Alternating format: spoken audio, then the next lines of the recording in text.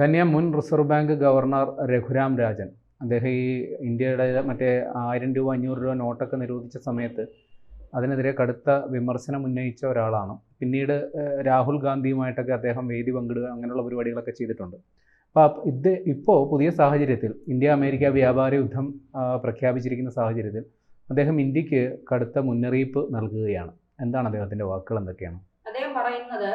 അതായത് അദ്ദേഹം ഇപ്പോ നേരത്തെ ഡോക്ടർ രഘുറാം രാജൻ മുൻ RBI ഗവർണറും മുൻ IMF മുഖ്യ സാമ്പത്തിക ശാസ്ത്രജ്ഞനുമായിരുന്നു അദ്ദേഹം. ഇപ്പോൾ ചിക്കാഗോ ബൂത്ത് സ്കൂൾ ഓഫ് ബിസിനസ്സിലെ പ്രൊഫസറാണ്. ഈ സാമ്പത്തിക ചർച്ചകളിലൊക്കെ മുൻനിരയിൽ നിൽക്കുന്ന ആളാണ് അദ്ദേഹം. ഈ അമേരിക്കയുടെ താരിഫ് പ്രഖ്യാപനം ഇന്ത്യക്ക് നേരെയുള്ള തിരിച്ചടി എന്നാണ് ഇപ്പോൾ പുറത്തു വരുന്ന വിവരങ്ങൾ. അതായത് അത് പറയുന്നത് അമേരിക്ക ഇന്ത്യയിൽ നിന്ന് കയറ്റുമതി ചെയ്യുന്ന ചില ഉൽപ്പന്നങ്ങൾക്ക് 50% വരെയാണ് താരിഫ് നികുതി. റഷ്യയിൽ നിന്ന് എണ്ണ വാങ്ങിയതിന് 25% അധിക പിഴയും ചുമത്തിയിട്ടുണ്ട്. ഇത് ഇന്ത്യ അമേരിക്ക ബന്ധങ്ങൾക്ക് ഒരു വലിയ പ്രഹരമായി മാറിയിരിക്കുന്നു. അപ്പോ ഇവിടെയാണ് ഈ ഡോക്ടർ രഘുറാം രാജന്റെ പ്രതികരണം വരുന്നത്. അദ്ദേഹം പറയുന്നത് ഇത് വളരെ ദൗർഭാഗ്യകരമായ ഒരു കാര്യമാണ്. ചെറിയ ഇന്ത്യൻ കയറ്റുമതിക്കാരെ, ഉദാഹരണത്തിന് ഈ ചെമ്മീൻ ഉൽപാദകരെയും വസ്ത്ര നിർമ്മാതാക്കളെയും ഒക്കെ ഇത് കടുത്ത രീതിയിൽ ബാധിക്കും, അവരുടെ ഉപജീവനത്തെ തന്നെ അപകടത്തിലാക്കുമെന്നാണ് അദ്ദേഹം ചൂണ്ടിക്കാണിക്കുന്നത്. ട്രംപിന്റെ ഈ നിലപാടിന് പിന്നിൽ എന്താണ് എന്നാണ് ഈ ഒരു ചർച്ചയിലാണ് അദ്ദേഹം ഇതിനൊക്കെ മറുപടി പറയുന്നത്. അപ്പൊ ഇദ്ദേഹം പറയുന്നത് മറ്റു രാജ്യങ്ങൾ അമേരിക്കയെ ചൂഷണം ചെയ്യുകയാണെന്നാണ് ട്രംപ് കരുതുന്നത്. അതായത് ഈ താരിഫ് പുറം ലോകത്തിന് നേരെയുള്ള നികുതി ഇത് അമേരിക്കക്കാരെ ബാധിക്കില്ലെന്ന തെറ്റായ വിശ്വാസം അദ്ദേഹത്തിനുണ്ട്. അതായത് സ്വന്തം കാലിൽ വെടിവെച്ചിട്ട് എനിക്ക് വേദന എടുക്കില്ല, മറ്റവനെ വേദന എടുക്കും എന്നുള്ളതാണ് അദ്ദേഹത്തിന്റെ ഒരു നിലപാട് എന്ന് പറയുന്നത്. ഇനി ശിക്ഷാത്മകമായ ഒരു ആയുധം പോലെയാണ് അദ്ദേഹം ഈ താരിഫിനെ കാണുന്നത്. സൈന്യത്തെക്കാൾ താരിഫ് ഉപയോഗിച്ച് മറ്റ് രാജ്യങ്ങൾക്ക് മേൽ സമ്മർദ്ദം ചെലുത്താം. ഇതാണ് അദ്ദേഹം മുന്നോട്ട് വയ്ക്കുന്നത്, ഈ താരിഫ് കൊണ്ട് ട്രംപ് ഉദ്ദേശിക്കുന്നത്. ഇനി ഇത് ഇന്ത്യയെ പ്രത്യേകം ലക്ഷ്യം വെച്ചിട്ടാണോ എന്നുള്ള ചോദ്യത്തിന് അദ്ദേഹം പറയുന്ന മറുപടി, ബംഗ്ലാദേശ്, ശ്രീലങ്ക, തായ്വാൻ, വിയറ്റ്നാം എന്നീ രാജ്യങ്ങൾക്ക് നേരെ 20% താരിഫാണ് ഏർപ്പെടുത്തിയിരുന്നത്. എന്നാൽ ഇന്ത്യക്ക് മാത്രമാണ് 50%. ഇത് ഇന്ത്യ ഒരു പ്രത്യേക ശിക്ഷ ലക്ഷ്യമാക്കി മാറ്റിയിരിക്കുന്നു. ഇന്ത്യക്ക് മാത്രം ഒരു പ്രത്യേക ശിക്ഷ ഞങ്ങൾ തരികയാണ് എന്ന് പറഞ്ഞുകൊണ്ട് മറ്റു രാജ്യങ്ങൾക്കൊക്കെ 20% ആക്കിയിട്ട് ഇന്ത്യക്ക് മാത്രം 50% ആക്കിയിരിക്കുന്നു. റഷ്യൻ എണ്ണ വിവാദമാണോ ഇതിന് പ്രധാന കാരണമെന്ന് ചോദിക്കുമ്പോൾ അദ്ദേഹം പറയുന്നു, റഷ്യയിൽ നിന്ന് എണ്ണ വാങ്ങിയതിന് ഇന്ത്യക്ക് 25% പിഴ ഏർപ്പെടുത്തിയിരിക്കുന്നത്. ഇനി ഈ എണ്ണ വാങ്ങുന്നതിനെ കുറിച്ചാണ് അദ്ദേഹം പറയുന്നത്, ഇത് നീതിയുടെയോ സ്വാതന്ത്ര്യത്തിന്റെയോ പ്രശ്നമല്ല, മറിച്ച് അധികാരത്തിന്റെ ഒരു കളിയാണ്. ഇതിൽ നിന്ന് ഇന്ത്യയിൽ ആരാണ് യഥാർത്ഥത്തിൽ ലാഭം നേടുന്നത്? എണ്ണ ശുദ്ധീകരണശാലകൾ തന്നെ, അതായത് ഇന്ത്യയിൽ നിന്ന് എണ്ണ വാങ്ങുന്ന റിഫൈനറികൾ, അവർ തന്നെയാണ് ഇതിൽ ഏറ്റവും കൂടുതൽ ലാഭം കൊയ്യുന്നതെന്നാണ് അദ്ദേഹം പറയുന്നത്. എന്നാൽ ചെറുകിട കയറ്റുമതിക്കാർക്കാണ് യഥാർത്ഥ നഷ്ടം സംഭവിക്കുന്നത്. ഇന്ത്യൻ നയത്തിൽ തിരുത്തൽ ആവശ്യമാണ്. ഇതാണ് രഘുറാം രാജൻ പറയുന്നത്. ചോദ്യം ചെയ്യപ്പെടുന്നത് റഷ്യയിൽ നിന്ന് എണ്ണ വാങ്ങുന്നത് ഇന്ത്യക്ക് യഥാർത്ഥത്തിൽ ലാഭകരമാണോ? അപ്പൊ അദ്ദേഹം പറയുന്നത്, എണ്ണയുടെ വില വിപണി നിരക്കിന് തുല്യമാണ് എങ്കിൽ അമേരിക്കയുടെ 50% ടാരിഫ് നേരിടുന്നതിനേക്കാൾ അത് റഷ്യൻ എണ്ണ ഉപേക്ഷിക്കുന്നതാണ് നല്ലത്. ഇനി ഇന്ത്യൻ കയറ്റുമതിക്കാർക്ക് ഉണ്ടാകുന്ന ബാധ്യത എന്താണ്? വസ്ത്രം, ചെമ്മീൻ, തുകൽ ഉൽപ്പന്നങ്ങൾ എന്നിവയിലെ കയറ്റുമതിക്കാരെ ഇത് ബാധിക്കും. അമേരിക്കയ്ക്ക് പുറത്തുള്ള മറ്റു വിപണികളിലേക്ക് ശ്രദ്ധ തിരിക്കുക, അതാണ് ഈ ചില ആളുകൾ പറയുന്നത്. അതായത് അമേരിക്കയെ തന്നെ ഇങ്ങനെ എന്താ പറയുക, അമേരിക്കയെ മാത്രം നമ്മൾ ആശ്രയിക്കാതെ മറ്റു രാജ്യങ്ങളിലേക്ക് നമ്മുടെ വിപണി കൊണ്ടുപോവുക, അമേരിക്കയ്ക്ക് പുറത്തുള്ള മറ്റു വിപണികളിലേക്ക് ശ്രദ്ധ തിരിക്കുക, ബ്രിക്സ്, ചൈന, റഷ്യ എന്നിവയുമായി പുതിയ വ്യാപാര കൂട്ടുകെട്ടുകൾ രൂപീകരിക്കുക. ഇനി വ്യാപാരവും നിക്ഷേപവും ഇന്ന് ആയുധങ്ങളാണോ എന്നാണ് അദ്ദേഹത്തോട് ചോദിക്കുന്നത്. അപ്പൊ അദ്ദേഹം പറയുന്നത്, ഇന്ന് വ്യാപാരം, നിക്ഷേപം, ധനകാര്യം എന്നിവ ആയുധമാക്കി മാറ്റപ്പെട്ടിരിക്കുന്നു. ഇന്ത്യ വൈവിധ്യമുള്ള നയങ്ങൾ സ്വീകരിക്കണം. ഒരേ ഒരു സുഹൃത്തിനെ മാത്രം ആശ്രയിച്ചാൽ അപകടം ഉണ്ടാകും.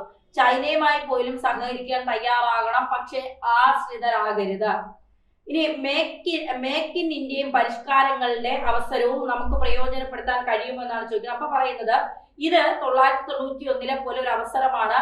ഇന്ത്യൻ ബിസിനസ്സുകൾക്ക് ലോക വിപണിയിൽ മത്സരിക്കാൻ കഴിയുന്ന വിധം പരിഷ്കാരങ്ങൾ നടപ്പിലാക്കേണ്ടതുണ്ട്. അതായത് ഈസി ഓഫ് ഡൂയിങ് ബിസിനസ്, എന്നത് യാഥാർത്ഥ്യമായി നടപ്പാക്കണം. ഇനി അമേരിക്കയുടെ സാമ്പത്തിക ഭാവി, നികുതി ഏർപ്പെടുത്തിയതുകൊണ്ട് അമേരിക്കയുടെ സാമ്പത്തിക ഭാവി എന്താകും?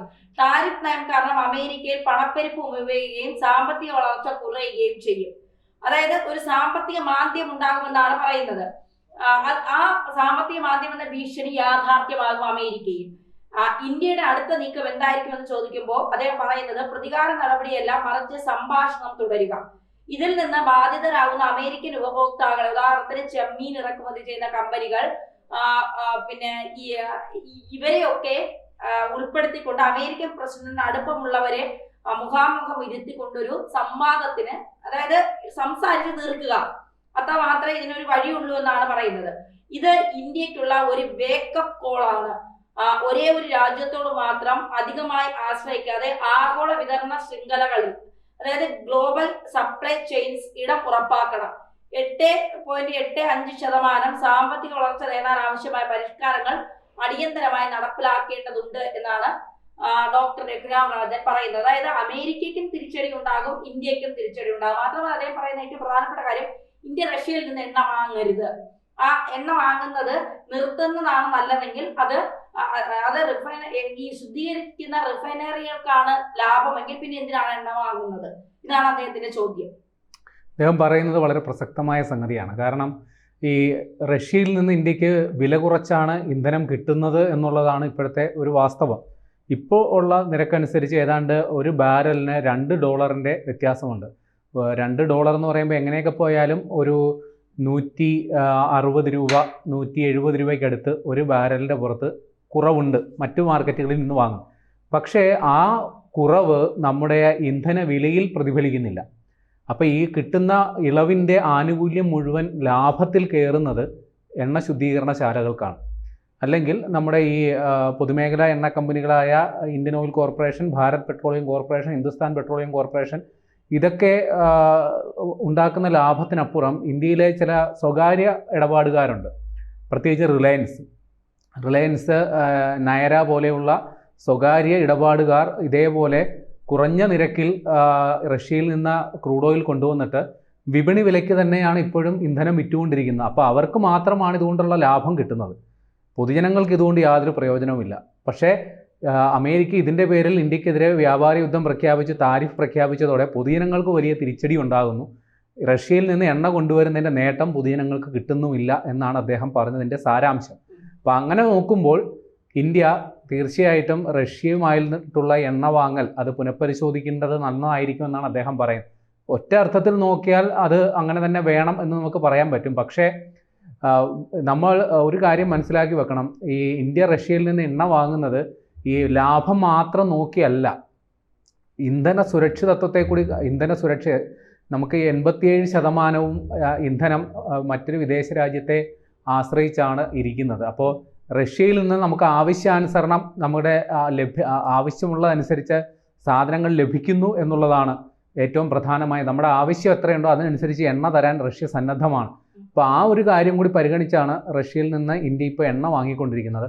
പക്ഷേ ഈ പുതിയ സാഹചര്യത്തിൽ ഇപ്പോൾ ഇതൊരു വസ്തുത തന്നെയാണ്. കാര്യം കുറഞ്ഞ നിരക്കിൽ എണ്ണ കിട്ടിയിട്ട് ഇവിടെ പൊതുനിരക്കിൽ തന്നെ മാർക്കറ്റ് വിലയ്ക്ക് തന്നെയാണ് സാധനം വിറ്റുകൊണ്ടിരിക്കുന്നത്. അപ്പോൾ ആ ഒരു അന്തരം, അതുണ്ടാക്കുന്ന പ്രത്യാഘാതം, അതിനെക്കുറിച്ച് ഗൗരവമായി പരിശോധിക്കുമ്പോൾ ചിലപ്പോൾ ഇന്ത്യ ഈ കാര്യത്തിൽ ഒരു പുനഃപരിശോധന നടത്തി കൂടായികയില്ല.